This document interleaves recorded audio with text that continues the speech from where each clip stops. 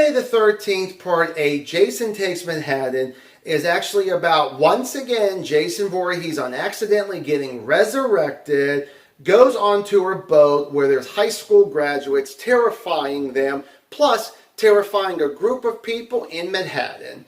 Hey everybody, this is John Franklin Reviewer, and welcome back to my updated version of Friday the 13th. Let's get ourselves started with Jason Takes Manhattan. Okay, so the first thing I want to talk about with the likes is Ken Halder himself as Jason Voorhees. This is his second time of 4 movies that he actually plays Jason, and it's just really good to see stuntman slash actor coming back wanting to be Jason Voorhees more than once, and it's always great to see that there.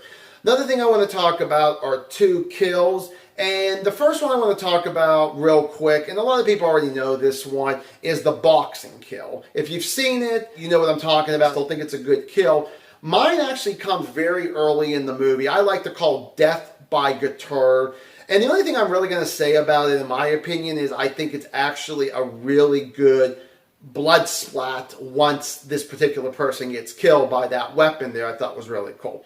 And then the final thing is that probably about 3-4 times in this hour 40-minute movie, I had some really good chuckles. There were actually some really good execution from the script that I thought was excellent.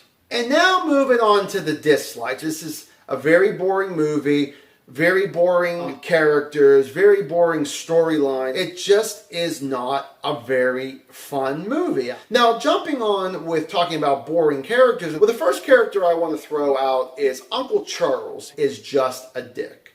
Now, they even do a little bit of a flashback that explains about, I guess, a little bit more about our final girl than the uncle, but it just seemed like the uncle was always a dick. A little bit of his dialogue of the way that he says stuff and the way he talks to people, just hate this character. And I always will feel like I'll hate this character. Another character I want to talk about is Rennie. And the thing is that, talk about a snooze fest. That every time that she opens up her mouth and she delivers her line, I'm just like, oh, seriously? I'm just want to... And it's just like, no, it's not great. I mean, it's just certain things that she says that I feel like oh my god, she might actually say something good, and then it still kind of comes out boring. Again, another character like Uncle Charles, I just cannot stand her. Another character I want to throw out real quick is Scott Reeves. I forget his character's name. Now, people might recognize this guy. He used to be on the soap operas. Correct me if I'm wrong, but I believe The Young and the Restless. And yes, I used to watch it. Don't judge me on that, okay? I used to watch it with my grandmother, maybe sometimes my mother. And I have to be honest, I liked him actually in that particular soap opera, if that was the one it was or not. But in this one, and I used to like him in this movie, watch him now, and I'm just like, no. Oh, and then another one that they show is another Crazy Ralph wannabe, and I haven't mentioned this since Part 3. I thought once they came up with the Part 3, and probably people wasn't thrilled with that there, that Crazy Ralph wasn't going to be back in it. Reasons I'm sure you can guess.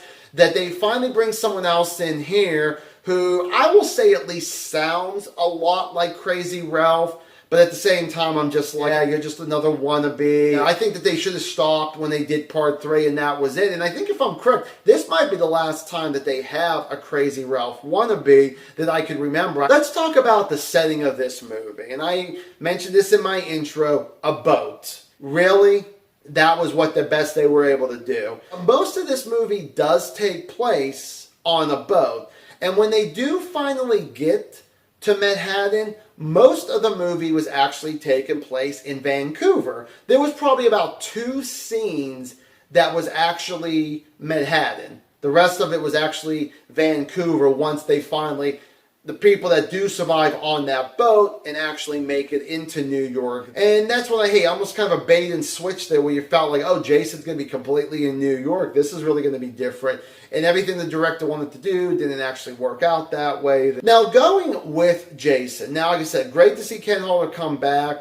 Even Jason cannot actually save this movie, okay? I just personally am very surprised about saying that. Even thinking, oh, there'll be some fun parts with people dying. He's not able to save it. The deaths are very weak in this movie. Making a horror movie boring as hell and very little fun, if any, in this Yeah, it's very sad. Jason's makeup when he does actually get unmasked is horrible as hell. And then the final thing I'll talk about is actually going to be the way that this movie ends. I'm going to keep it spoiler free. Just what happens to Jason in this and the way his death goes and all that has to be one of the most stupidest deaths in a Friday the 13th movie.